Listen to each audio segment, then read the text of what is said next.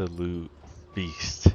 I mean, this thing, it tends itself whenever you have this system hooked up. You're going to be tending all, automatically. You have almost no input as far as the tending goes, and if there is any, it's always silky smooth. It never fails. It really, it's just impressive. It's incredible. So, in this climb, we got to be very careful with that dogwood just underneath us.